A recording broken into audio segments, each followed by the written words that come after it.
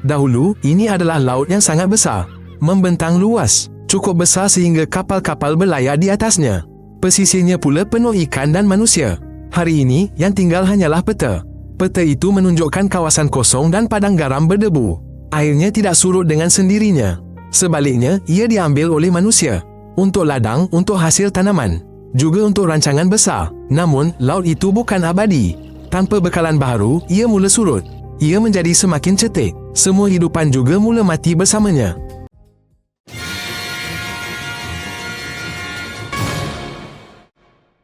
Semuanya bermula dengan keinginan untuk menanam kapas sebanyak mungkin.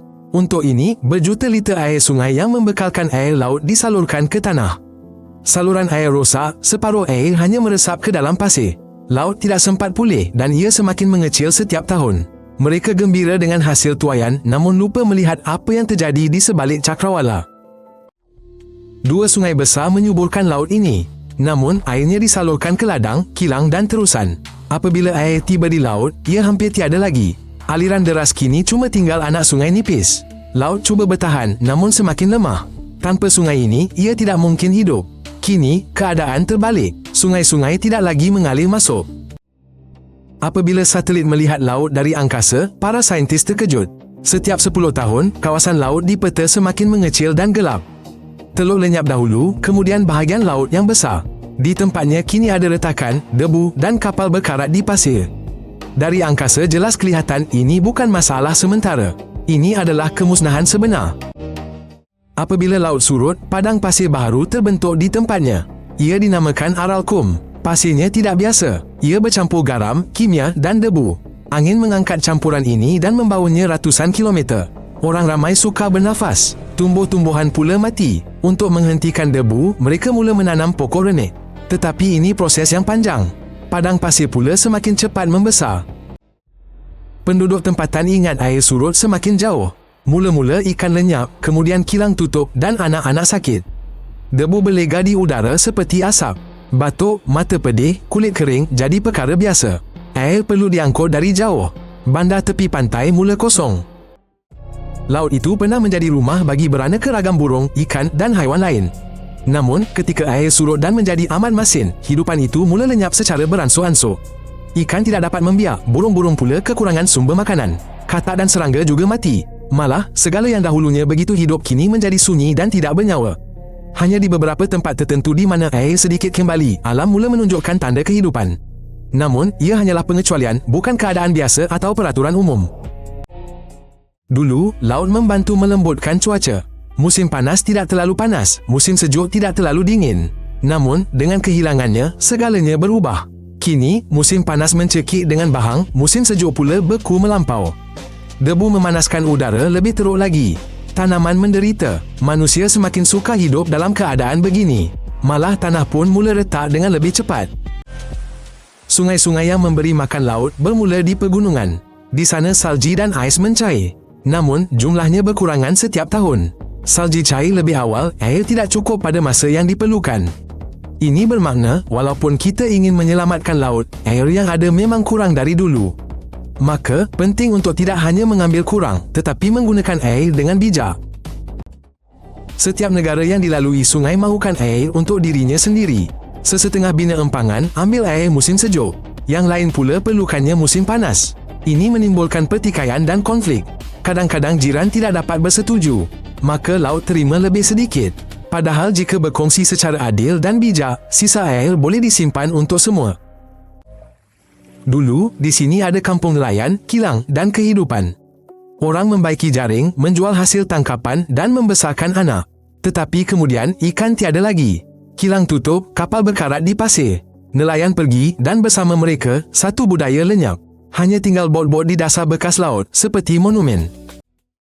Di tengah laut ada Apabila laut mula mati, ia terpisah. Bahagian utara di Kazakhstan mendapat peluang diselamatkan.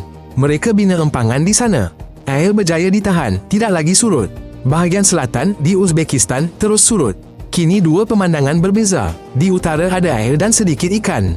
Manakala di selatan hanya debu, retakan dan kekosongan. Di Kazakhstan, empangan Kokarel telah dibina. Ia membantu menyelamatkan bahagian utara laut itu. Air tidak lagi surut, kemasinan menurun dan pantai mendekati bandar.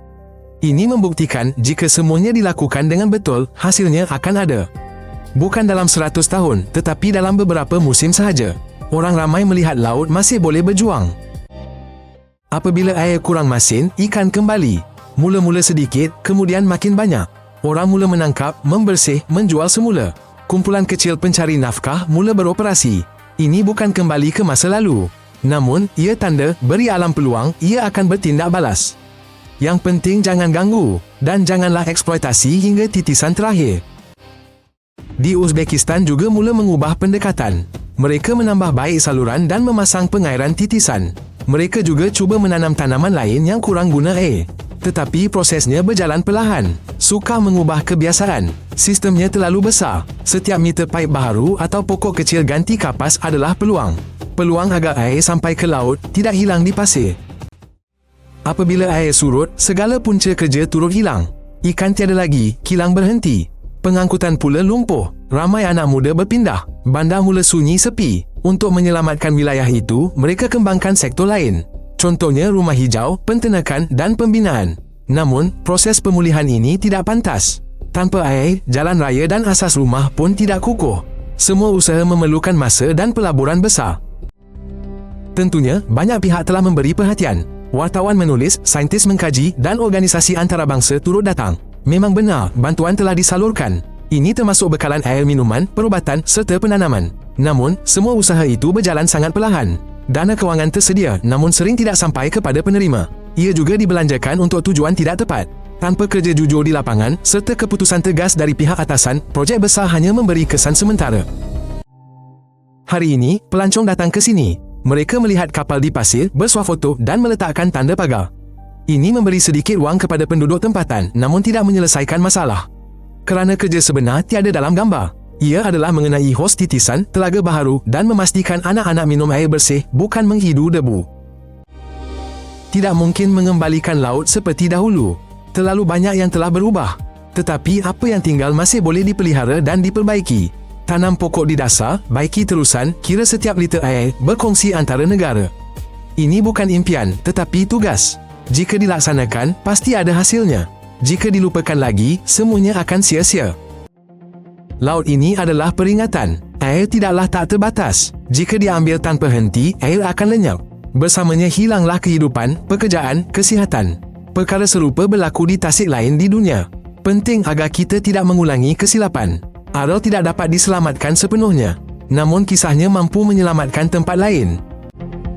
Semua sudah jelas. Kira air, baiki paip, tukar tanaman, tanam pokok, berkongsi. Bukan slogan lantang, tetapi perkara mudah. Bekerja dengan apa yang ada. Di mana ia dilakukan, habuk berkurang, air pun muncul. Laut seolah menanti, jika mula, saya akan kembali. Jika tidak mula, saya akan pergi selamanya. Jika berminat, langgan agar tidak terlepas episod baru.